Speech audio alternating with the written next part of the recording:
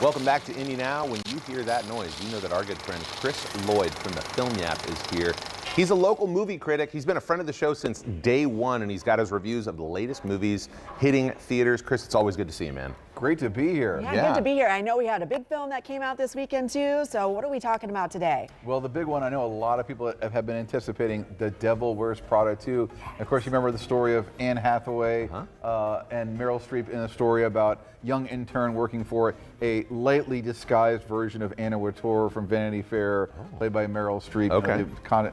Now, if you can believe it, it's been 20 years since that movie came out. That's incredible. And the story is set 20 years later. Andy, Anne Hathaway's character, has now become a crusading investigative journalist. Unfortunately, her entire newspaper gets shut down, so she ends up taking a job as the features editor back at her old stomping grounds of Runway magazine. There's new snooty interns and leaders and people like that. But, you know, really the core is there. It's her and, of course, Meryl Streep and Stanley Tucci as the loyal assistant.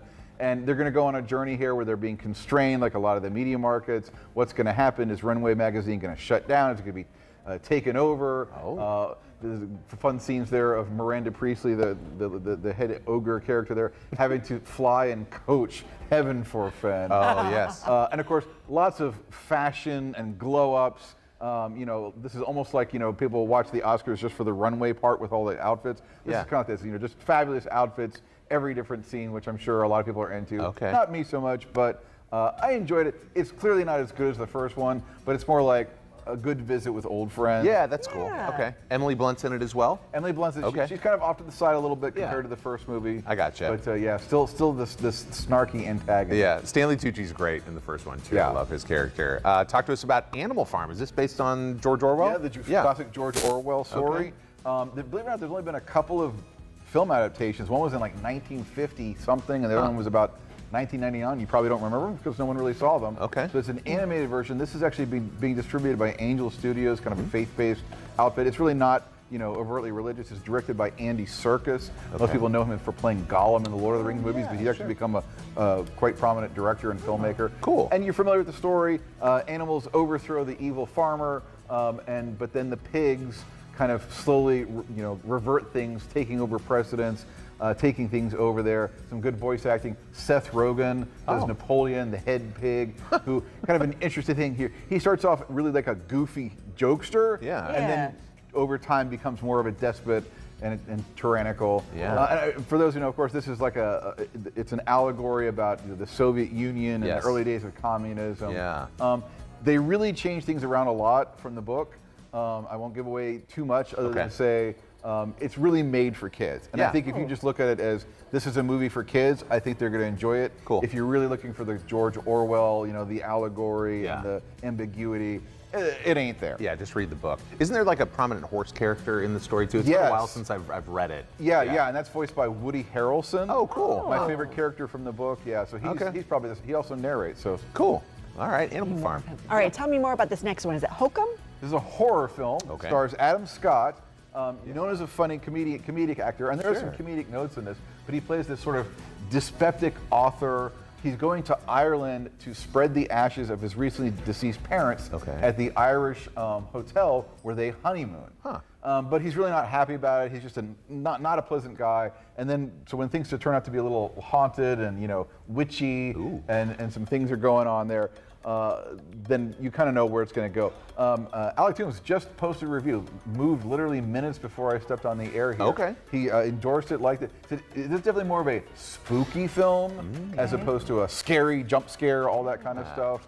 He calls it almost like a Irish folktale kind of horror. That's cool. So check that one out. Love Adam Scott. We actually Jillian and I got the chance to interview him before Severance Season 2 came out. Really nice guy. Very talented guy, too. Yeah, by all accounts, one of the nice guys in Hollywood. Yeah, cool. All right. So we have Deepwater next. Yeah, let's go into that one. So it's being sold as a shark movie, and it's directed by Rennie Harlin. And it's kind of like, remember Deep Blue Sea from, gosh, that's about 20 years, 25 years ago now. Many years ago. Alec Toombs also has reviewed this. He said it's really more like a 1970s disaster movie. Aaron Eckhart and Ben Kingsley play pilots on an international flight. Things go badly, they crash.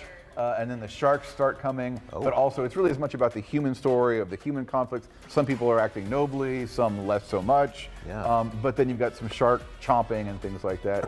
He said, chomping. Hey, I mean, That's what they're here for. what they do. Yeah.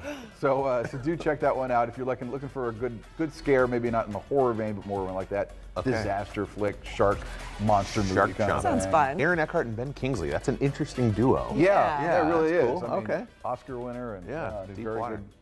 Talk to us about the story of everything. So this is a documentary. It's really more sort of like a exploratory thing. As you may guess from the title, it's about big topics. Okay. Like cosmology and the creation of the universe and the creation of life on Earth. And sort of like almost like a look back on how humans and scientists thought about how the universe was created, and then getting into about how that translated to life on Earth creating.